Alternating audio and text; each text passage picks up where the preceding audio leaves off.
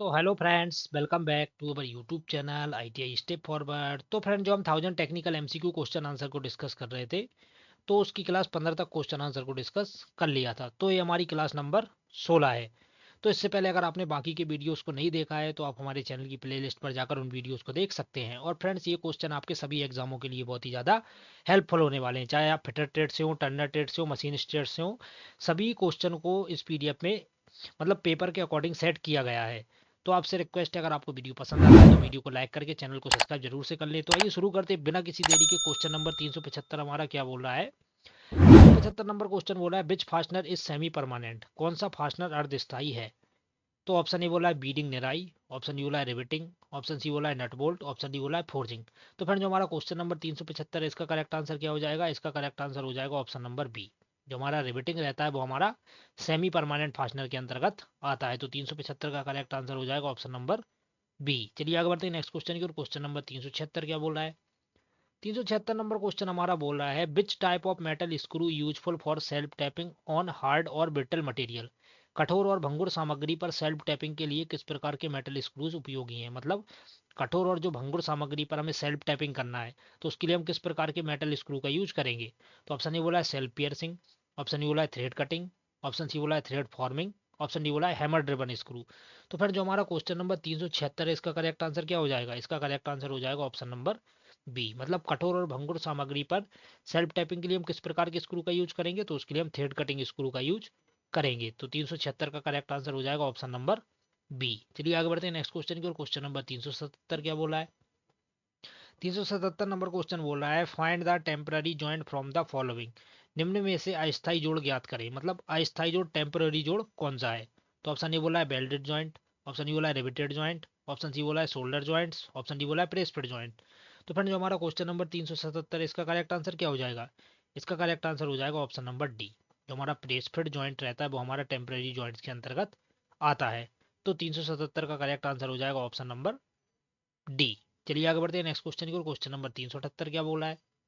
378 number question हमारा बोल रहा है, the permanent joints in mild steel section are obtained by. नरम इस्पात खंडों में स्थायी संधियों को खाली स्थान द्वारा प्राप्त किया जाता है। जो हमारे नरम इस्पात मतलब जो permanent joints in mild steel section किसके द्वारा जाने जाते हैं? मतलब जो स्थायी संधियों को किसके द्वारा प्राप्त किया जाता है? मतलब स्थायी प्रकार के जोड़ कब लगाए जाते हैं, कहने का मतलब ये है। तो ऑप्शन ए बोला है बोल्ट और नट, ऑप्शन डी बोला है बेल्डिंग, ऑप्शन सी बोला है कूलिंग शीतलन, ऑप्शन डी बोला है बॉइलिंग क्वथनांग। तो फ्रेंड, जो हमारा क्वेश्चन नंबर 378 है, इसका करेक्ट आंसर क्या हो जाएगा? इसका करेक्ट आंसर हो जाएगा ऑप्शन नंबर बी। हमारे बेल्डिंग जॉइंट रहते हैं वो हमारे मतलब बेल्डिंग के द्वारा हम स्थाई जॉइंट्स लगाते हैं। तो 378 का करेक्ट आंसर हो जाएगा ऑप्शन नंबर बी। चलिए आगे बढ़ते हैं नेक्स्ट क्वेश्चन को। क्वेश्चन नंबर 379 क्या बोल रहा है?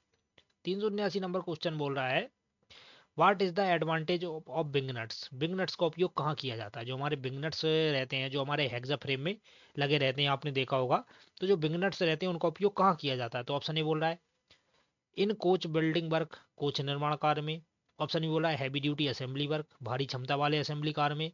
ऑप्शन सी बोला है ढीला और कसको रेंज के बिना। ऑप्शन डी बोला है प्रोवाइड डेकोरेटिव अपीरियंस, सजावटी उपस्थिति प्रदान करने के लिए। तो जो क्वेश्चन नंबर 379, इसका करेक्ट आंसर हो जाएगा option number C, loosen and tighten without wrench. मतलब ढीला और कस को रेंच के बिना, मतलब आसानी से खोलने और कसने के लिए। मतलब जैसे हमें बार बार खोलना या कसना है तो वहां पर हम किस नट का यूज करते हैं? बिंग नट्स का यूज करते हैं। तो 379 का करेक्ट आंसर हो जाएगा ऑप्शन नंबर सी। चलिए आगे बढ़ते हैं नेक्स्ट क्वेश्चन की ओर। क्वेश्चन नंबर 380 क्या बोल रहा है? 380 नंबर क्वेश्चन हमारा बोल रहा है, which one of the following is used to form the final shape of the rivet during riveting? Riveting के अंतर्गत रिवेट का अंतिम आकार निम्न में से है। मतलब रिवेटिंग के दौरान जो हमारा रिवेट का अंतिम आकार देने के लिए हम किसका यूज करते हैं? तो ऑप्शन ए बोला है स्नैप, ऑप्शन डी बोला है ड्रिफ्ट, ऑप्शन सी बोला है डॉली, ऑप्शन डी बोला है रिवेट सेट। तो जो क्वेश्चन नंबर 380, इसका करेक्ट आंसर क्या हो जाएगा? इसका करेक्ट आंसर हो जाएगा ऑप्शन नंबर ए। रिवेटिंग के लिए जो हम अंतिम आकार देते हैं वो हमारे रिवेट स्नैप के द्वारा दिया जाता है। तो 380 का करेक्ट आंसर हो जाएगा ऑप्शन नंबर ए। आगे बढ़ते हैं नेक्स्ट क्वेश्चन की ओर। क्वेश्चन नंबर 381 क्या बोल रहा है? 381 नंबर क्वेश्चन बोल रहा है, what is the purpose of slit provided in the lapping tool? Lapping tool में प्रदान किया गया स्लिट का उद्देश्य क्या है? जो हमारे लेपिंग टूल रहते हैं तो उसमें जो स्लिट दिया गया है तो उसका उद्देश्य क्या है? तो ऑप्शन ए बोला है फॉर क्लियरेंस, क्लियरेंस के लिए। ऑप्शन बी बोला है फॉर एक्सपेंशन, विस्तार के लिए। ऑप्शन सी बोला है टू रिटेन एब्रेसिव, घर्षण बनाए रखने के लिए। ऑप्शन डी बोला है to adjust the sleep, sleep को एडजस्ट करने के लिए। तो जो क्वेश्चन नंबर 381 इसका करेक्ट आंसर क्या हो जाएगा? Option number B. जो हमारे लेपिंग टूल रहते हैं तो उसमें जो स्लिट दिया जाता है उसका मतलब किस लिए दिया जाता है? तो एक्सपेंशन, विस्तार के लिए। मतलब विस्तार के लिए जो लेपिंग टूल रहता है उसमें स्लिट दिया जाता है। तो 381 का करेक्ट आंसर हो जाएगा ऑप्शन नंबर बी। चलिए आगे बढ़ते हैं नेक्स्ट क्वेश्चन की ओर। क्वेश्चन नंबर 382 क्या बोल रहा है? 382 नंबर क्वेश्चन बोल रहा है which of this is not a foundation bolt, निम्न में से कौन सा एक नीब बोल्ट का प्रकार नहीं है? तो ऑप्शन ए बोला है लूप बोल्ट, ऑप्शन डी बोला है T headed bolt, option C बोला है लेविस बोल्ट, ऑप्शन डी बोला है चीज बोल्ट। तो जो क्वेश्चन नंबर 382 इसका करेक्ट आंसर हो जाएगा ऑप्शन नंबर डी। जो हमारा चीज बोल्ट रहता है वो हमारा फाउंडेशन बोल्ट के अंतर्गत नहीं आता है। बाकी हमारा loop bolt, T head bolt और लेविस बोल्ट ये हमारे फाउंडेशन बोल्ट के अंतर्गत आते हैं। तो 382 का करेक्ट आंसर हो जाएगा ऑप्शन नंबर डी। चलिए आगे बढ़ते हैं नेक्स्ट क्वेश्चन की ओर। क्वेश्चन नंबर 383 क्या बोला है?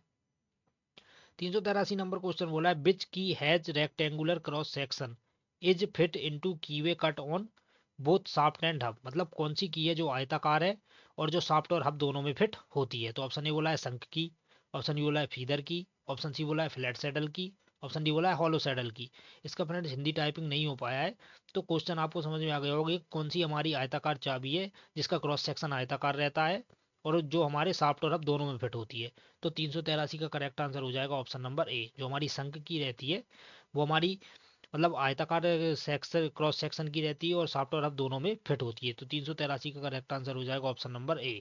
चलिए आगे बढ़ते हैं नेक्स्ट क्वेश्चन की ओर। क्वेश्चन नंबर 384 क्या बोल रहा है?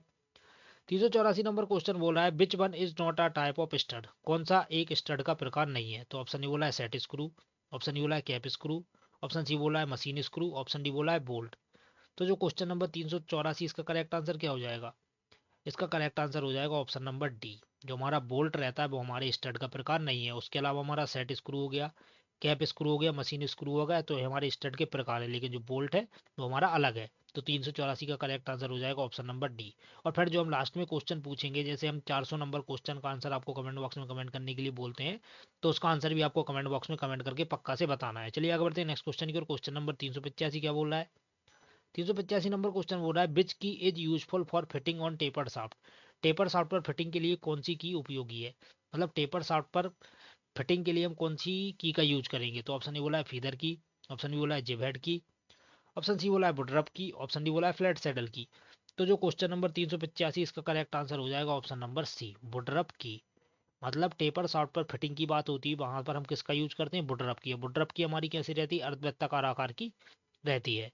तो 385 का करेक्ट आंसर हो जाएगा ऑप्शन नंबर सी। चलिए आगे बढ़ते हैं नेक्स्ट क्वेश्चन की ओर। क्वेश्चन नंबर 386 क्या बोल रहा है?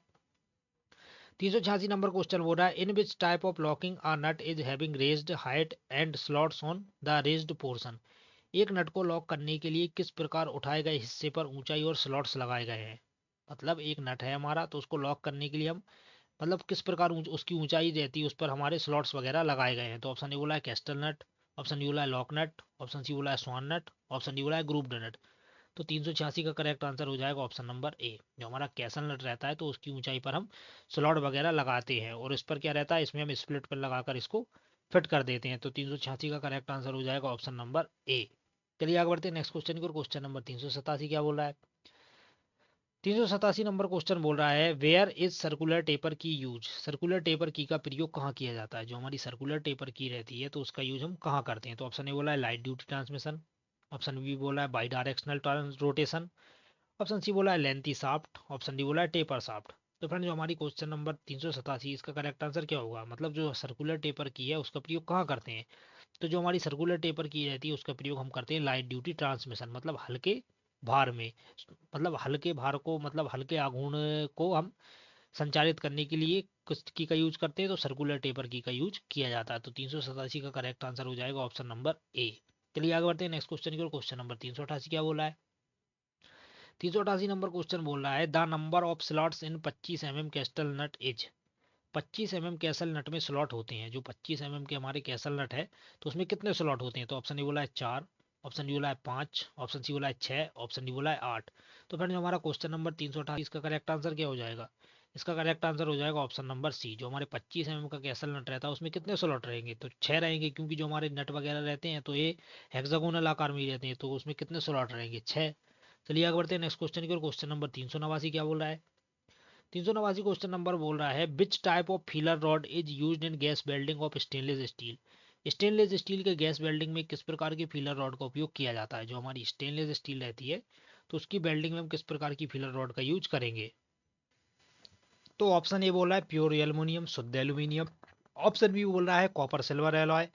ऑप्शन सी बोला है कोलेमियम स्टेनलेस स्टील। ऑप्शन डी बोला है कॉपर कोटेड माइल्ड स्टील। तो फ्रेंड जो हमारा क्वेश्चन नंबर 389 है इसका करेक्ट आंसर क्या होगा।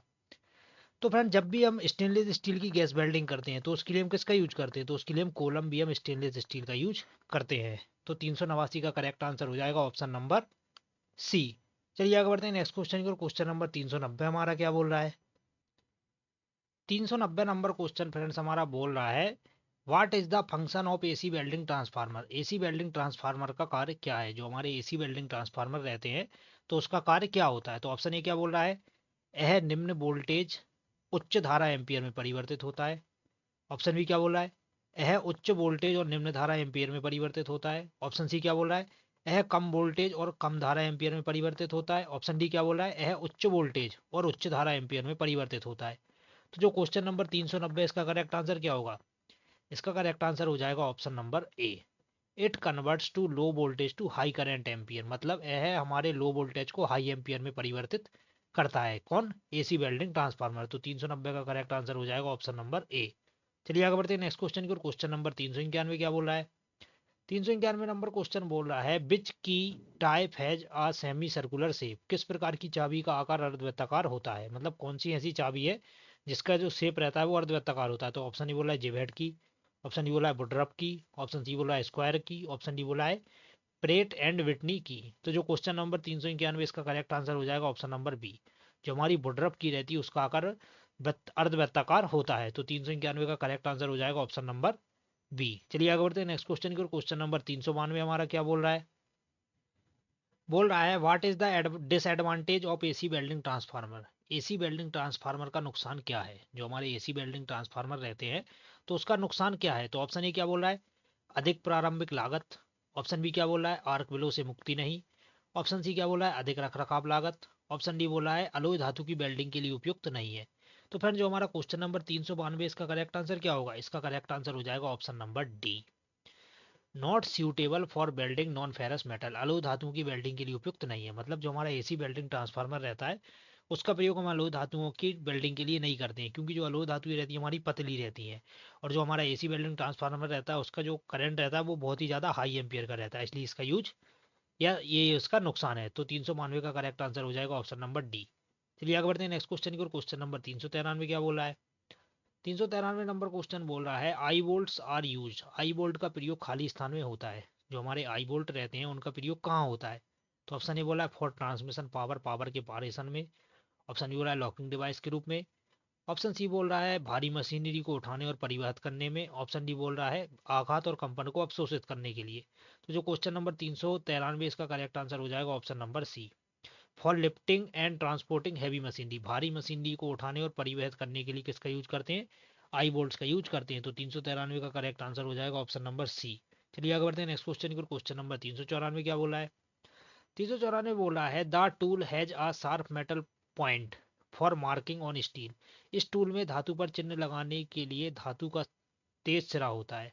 मतलब कौन सा ऐसा टूल है जिस पर हम धातु पर मार्किंग करने के लिए लाइनें वगैरह खींचते हैं या जिसका सिरा तेज रहता है। तो ऑप्शन ए बोला है स्क्राइबर। ऑप्शन डी बोला है सेंटर पंच। ऑप्शन सी बोला है फाइल। ऑप्शन डी बोला है कोल्ड चीजल। तो फ्रेंड जो हमारा क्वेश्चन नंबर 394 इसका करेक्ट आंसर क्या हो जाएगा ऑप्शन नंबर ए।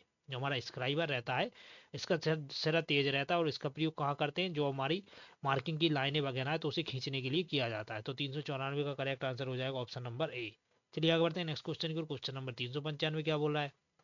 395 बोल रहा है which arc welding machine can be used anywhere in the field work even away from electric lines. विद्युत लाइनों से दूर क्षेत्र के काम में कहीं भी किस आर्क वेल्डिंग मशीन का उपयोग किया जाता है। मतलब विद्युत लाइनों में जो दूर के क्षेत्र रहते हैं तो वहां पर हम किस आर्क वेल्डिंग मशीन का यूज करते हैं वहां मतलब जहां पर हमारी बिजली वगैरह उपलब्ध नहीं होती है। तो ऑप्शन ए बोला है रेक्टिफायर सेट। ऑप्शन ई बोला है motor generator set. Option C बोला engine generator set. Option D बोला एसी वेल्डिंग ट्रांसफार्मर। तो फ्रेंड जो हमारा क्वेश्चन नंबर 395, इसका करेक्ट आंसर क्या हो जाएगा? इसका करेक्ट आंसर हो जाएगा ऑप्शन नंबर सी। जो हमारे इंजन जनरेटर सेट रहते हैं उनका प्रयोग मतलब वहां पर किया जाता है जहां पर बिजली वगैरह उपलब्ध नहीं होती है। तो 395 का करेक्ट आंसर हो जाएगा ऑप्शन नंबर सी। चलिए आगे बढ़ते हैं नेक्स्ट क्वेश्चन की ओर। क्वेश्चन नंबर 396 क्या बोला है? 396 नंबर क्वेश्चन बोल रहा है हमारा, many metals particularly non ferrous metal have a tendency to harden with time, this is called. अधिकांश धातु विशेषकर अलोय धातु में समय के साथ कठोर हो जाने का गुण होता है, उसे खाली स्थान कहते हैं। तो ऑप्शन ए बोला है टाइम हार्डनिंग, ऑप्शन ए बोला है लॉन्ग हार्डनिंग, ऑप्शन सी बोला है एज हार्डनिंग, ऑप्शन डी बोला है सुपर हार्डनिंग।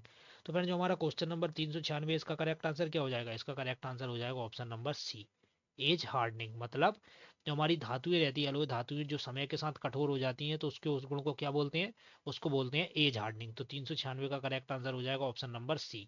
चलिए आगे बढ़ते हैं नेक्स्ट क्वेश्चन की ओर। क्वेश्चन नंबर 397 क्या बोल रहा है? 397 नंबर क्वेश्चन बोल रहा है, which arc welding machine provides better that disturbance distribution in the electrode and job. कौन सी arc welding machine electrode job में बेहतर ऊष्मा वितरण प्रदान करती है? मतलब कौन सी ऐसी वेल्डिंग आर्क वेल्डिंग मशीन है जो जॉब और इलेक्ट्रोड में मतलब अच्छी उसमें प्रदान करती है? तो ऑप्शन ए बोला है रेक्टिफायर सेट, ऑप्शन डी बोला है motor generator set, option C बोला है वेल्डिंग ट्रांसफार्मर, ऑप्शन डी बोला है engine generator set.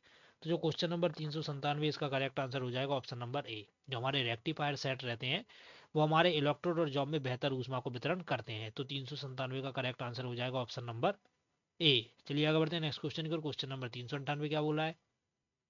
398 number question बोल रहा है, what is the colour painted on acetylene cylinder. Acetylene gas cylinder पर किस रंग का पेंट होता है? जो हमारा एसिटिलीन गैस सिलेंडर रहता है तो उस पर किस रंग का पेंट किया होता है? तो ऑप्शन ए बोला है ब्लैक काला, ऑप्शन डी बोला है ग्रीन हरा, ऑप्शन सी बोला है ब्लू नीला, ऑप्शन डी बोला है मैरून। तो इसका आंसर आपको सभी को फ्रेंड्स पता होगा, जो हमारा एसिटिलीन सिलेंडर रहता है किस रंग का रहता है? मैरून रंग का रहता है। तो 398 का करेक्ट आंसर हो जाएगा ऑप्शन नंबर डी। चलिए आगे बढ़ते हैं नेक्स्ट क्वेश्चन की ओर। क्वेश्चन नंबर 399 क्या बोला है? 399 नंबर क्वेश्चन बोला है, there are various types of belt in use, which one is not among them. विभिन्न प्रकार के बेल्ट का प्रयोग होता है, इनमें से कौन बेल्ट नहीं है? तो ऑप्शन ए बोला है फ्लैट बेल्ट, ऑप्शन बी बोला है वी बेल्ट, ऑप्शन सी बोला है टूथेड बेल्ट, ऑप्शन डी बोला है नन ऑफ दीज। तो फ्रेंड जो हमारा क्वेश्चन नंबर 399 है, इसका करेक्ट आंसर क्या हो जाएगा? इसका करेक्ट आंसर हो जाएगा ऑप्शन नंबर डी, इनमें से कोई नहीं। मतलब ये सभी हमारे बेल्ट के प्रकार को दर्शाते हैं। अब चाहे वो फ्लैट बेल्ट हो, चाहे वो वी बेल्ट हो, टूथेड बेल्ट हो, तो ये सभी हमारे बेल्ट के प्रकार हैं। तो 399 का करेक्ट आंसर हो जाएगा ऑप्शन नंबर डी। चलिए आगे बढ़ते हैं नेक्स्ट क्वेश्चन की, जो कि वीडियो का लास्ट क्वेश्चन है और इसका आंसर आपको कमेंट बॉक्स में पक्का से कमेंट करके बताना है। तो 400 नंबर क्वेश्चन को पढ़ लेते हैं हम। क्या बोल रहा है? Which factor determine the current setting during welding. Welding के दौरान करंट की सेटिंग कौन सा कारक निर्धारित करता है? तो ऑप्शन ए बोल रहा है टाइप ऑफ जॉइंट, जोड़ का प्रकार, ऑप्शन बी बोला है पोजीशन ऑफ बेल्ट, बेल्ट की स्थिति, ऑप्शन सी बोला है लेंथ ऑफ इलेक्ट्रोड, इलेक्ट्रोड की लंबाई, ऑप्शन डी बोला है डायमीटर ऑफ इलेक्ट्रोड, इलेक्ट्रोड का व्यास। तो 400 नंबर का आंसर आपको कमेंट बॉक्स में पक्का से कमेंट करके बताना है। तो मिलते हैं इसके नेक्स्ट पार्ट में, तब तक के लिए जय हिंद।